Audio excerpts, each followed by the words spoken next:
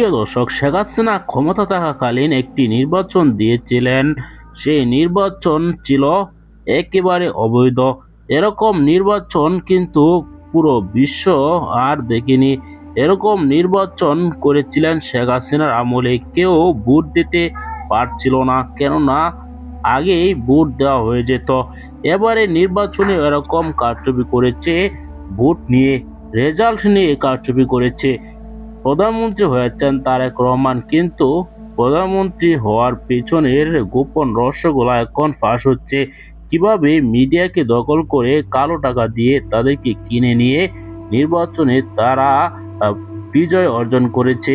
দর্শক, জামাত ইসলামী এবার কঠিন প্ল্যান করে এগোচ্ছে। এবার নির্বাচন যদি 30টি আসনে না দেয় তাহলে কঠোর কর্মসূচি দিবে তারা, কেননা তাদের সাথে রয়েছে 11টি দল।